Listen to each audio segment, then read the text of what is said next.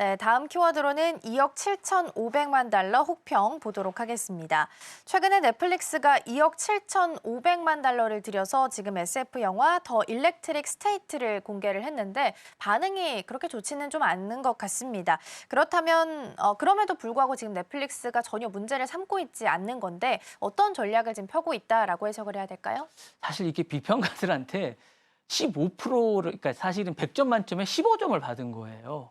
그리고 인제 사실은 이게 인제 개봉을 했어요. 근데 첫 주에 생각보다 반응이 안 좋을 줄 알았는데 나쁘진 않았어요. 1 위를 했어요. 1 위는 했는데 첫 주 넷플릭스 스트리밍에서는 1 위를 했습니다.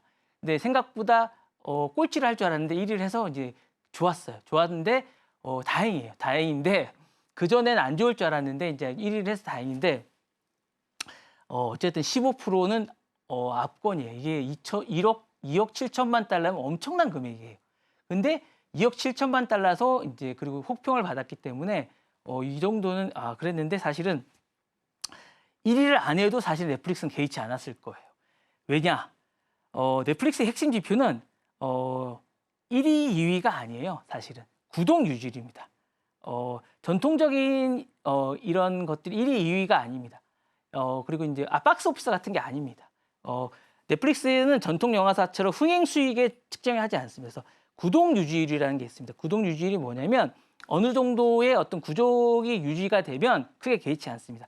핵심 지표는 몇 명을 유지시켰냐가 아니라 떠나지 않게 구독자들이 떠나지 않게 유지하는 게 이게 유지가 되게 중요하거든요. 그러니까 혹평을 받았더라도 한 달 만에 더 유지하도록 유지했다면 전략적으로 성공하는 약간 이런 게 중요합니다. 넷플릭스는. 그래서 더 일렉트로닉스가 IP 확장이나 플랫폼의 일부에서 어느 정도 유지한다면 그거는 만족하는 약간 이런 게 중요합니다. 그래서 오리지널일수록 만족하는 약간 이런 것들이 있기 때문에 넷플릭스는 월 단위의 플랫폼을 늘리기 위해서 이제 이런 것들이 유지한다면 이런 것들은 무덤덤하게 유지합니다. 그래서 플랫폼의 가치를 지지하고 사용자가 요 넷플릭스를 떠나지 않는다면 중요하다고 생각하면서 알고리즘 기반의 어떤 타겟 전략을 유지하기 때문에 넷플릭스는 만족시키지 않더라도 이거를 유지하고 있다고 생각하기 때문에 충분히 이걸 만족했다고 생각합니다. 그래서 일렉트로닉 스테이트가 이걸 충분히 유지한다고 생각하기 때문에 혹평은 개의치 않습니다. 그리고 향후에 이 전략을 그대로 유지한다고 생각합니다. 그래서 이 부분에 대해서 이제 그래서 대형 프로젝트는 시청률뿐만 아니라 잔류 평가율을 평가하라. 모든 구독자들이 사랑보다는 떠나게 하지 않을 이유가 충분하다면 그걸로 만족한다라는 게 넷플릭스 전략인 것 같습니다. 네.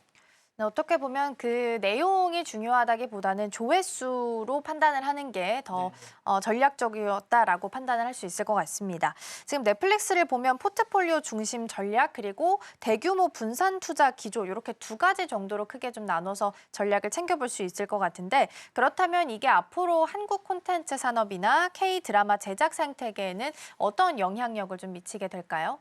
이거 나와서 정확하게 보신 것 같아요. 그러니까 작품 중심에서 이제 포트폴리오 중심으로 패러다임이 전환된 거 맞아요. 그러니까 이게 과거에는 한 작품의 성공 여부에 따라서 제작사가 이제 망하고 흥하고 완전히 달라졌거든요. 그러니까 하나의 작품이 아니라 다작 군심의 포트폴리오로 이제 바뀌었어요. 실패해도 괜찮습니다. 전체 라인업만 유지하면 됩니다. 그러니까 결과적으로 제작사들은 장기 투자보다 빠른 납품 가능한 콘텐츠를 선호합니다. 그리고 이제 질보다는 양 중심으로 빠르게 회전하는 시스템으로 이제 구축하게 됐고요.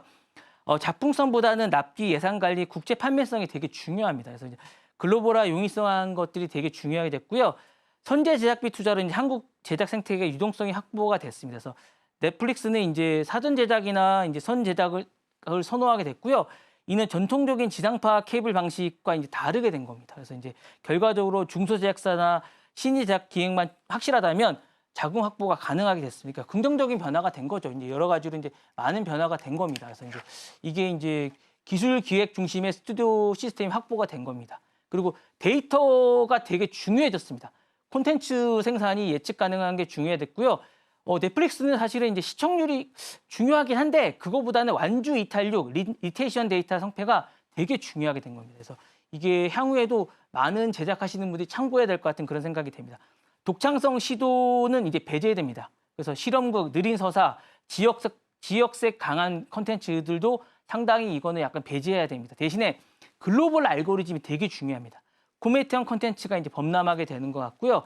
스타 시스템 중심의 구조 전환이 가속화됩니다. 그래서 과거에는 작가와 배우 중심의 스타 시스템이었다면 이제는 프로덕션 IP 중심의 여건 제재로 약간 변화가 되고요. 시즌제와 이게 되게 중요한데요. 세계관이 확장이 됩니다. 세계관이 되게 중요합니다. 프랜차이즈 중심으로 구조가 변화되고요. 작가보다는 넷플릭스형 서사 구조가 우선이 됩니다. 넷플릭스형 서사 구조를 익히시는 게 되게 중요하고요. 동시에 콘텐츠 자체가 브랜드화가 되게 중요하답니다. 그래서 이런 부분들을 앞으로 잘 이제 제작하시는 분들은 좀 참고해야 되는 게 아닌가라는 생각이 듭니다. 네. 네, 넷플릭스 체제 변화가 생기게 되면서 K 콘텐츠 산업이나 드라마 쪽에서도 변화가 좀 나타날 수 있다라는 말씀 주셨고요. 넷플릭스 체제에 맞춰서 재평되고 있다라는 말씀도 함께 주셨습니다.